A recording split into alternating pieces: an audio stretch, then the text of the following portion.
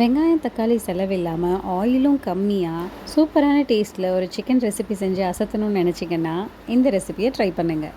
Marinate பண்ணவும் ரொம்ப time எடுக்காது, குக்கிங் டைமும் கம்மி தான். ஆனால் டேஸ்ட்டு இது வரைக்கும் நீங்கள் இந்த மாதிரி சாப்பிட்ருக்க மாட்டீங்க. இப்போ வாங்க இதை எப்படி செய்கிறதுன்னு பார்க்கலாம்.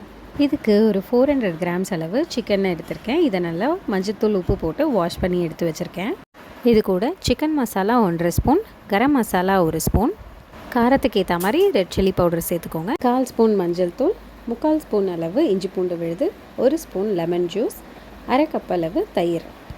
இது எல்லாத்தையும் சேர்த்துட்டு நல்லா மிக்ஸ் பண்ணி விட்டுறலாம். இது கூட சிக்கனுக்கு தேவையான அளவு உப்பு சேர்த்துட்டு எல்லாத்தையும் நல்லா மிக்ஸ் பண்ணி விட்டுக்கலாம். இப்போது இந்த சிக்கனை ஒரு 20 மினிட்ஸ் ஃப்ரிட்ஜில் வச்சு மேரினேட் பண்ணி எடுத்துக்கலாம். இப்போது ஒரு கடாயில் 7 ஸ்பூன் அளவு எண்ணெய் சேர்த்துக்கலாம். எண்ணெய் காஞ்சதும் இது கூட ஒரு 6 பல் பூண்டு துருவி அதையும் சேர்த்துக்கலாம். ஒரு கொத்து கருவேப்பிலை சேர்த்துடலாம். இது கூடவே 5 காஞ்ச மிளகாய் கிள்ளி சேர்த்துடலாம். ஸ்டவ்வை லோ ஃப்ளேமில் வச்சுக்கோங்க, இல்லைனா நெடி அதிகமாக வர ஆரம்பிச்சிடும். இப்போது இது கூட நம்ம மேரினேட் பண்ணி வச்சுருக்க சிக்கனை சேர்த்துடலாம். இதில் எண்ணெய்க்கு நீங்கள் ஒரு 2 ஸ்பூன் அளவு தேங்காய் எண்ணெயும் கலந்து சேர்த்துக்கிட்டிங்கன்னா ரொம்பவே டேஸ்ட் சூப்பராக இருக்கும் சிக்கனோடது.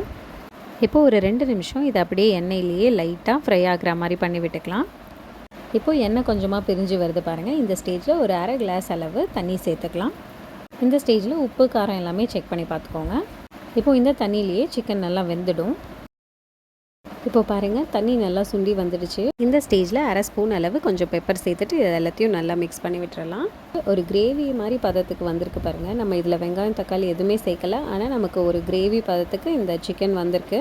நீங்கள் இந்த ஸ்டேஜில் கூட இது ஸ்டவ் ஆஃப் பண்ணிவிட்டு இந்த மாதிரி கிரேவியாக சாப்பிடலாம். அப்படி இல்லை உங்களுக்கு ஃப்ரை மாதிரி வேணும்னா இன்னும் கொஞ்சம் நேரம் இதை லோ ஃப்ளேமில் வச்சு நல்லா பெரட்டி விட்டுட்டே இருந்தீங்கன்னா ஒரு சூப்பரான சிக்கன் ஃப்ரை ரெடி ஆயிடுச்சு. இது நம்ம எண்ணெய் நிறைய வச்சு பொரிச்சு எடுக்கணும் அப்படின்னு இல்லைங்க. அதுவும் இல்லாமல் வெங்காயம் தக்காளி கூட நம்ம யூஸ் பண்ணலை, ரொம்பவே ஈஸியாக செஞ்சிடலாம். ஸ்டார்டிங் ஸ்டேஜில் நம்ம அந்த பூண்டு சேர்க்கறதுனால ஒரு சூப்பரான ஃப்ளேவர் கிடைக்கும் சிக்கனில். இந்த மாதிரி ஒரு சிக்கன் ஃப்ரை நீங்கள் சாப்பிட்ருக்கவே மாட்டீங்க. இது ட்ரை பண்ணி என்ஜாய் பண்ணுங்கள்.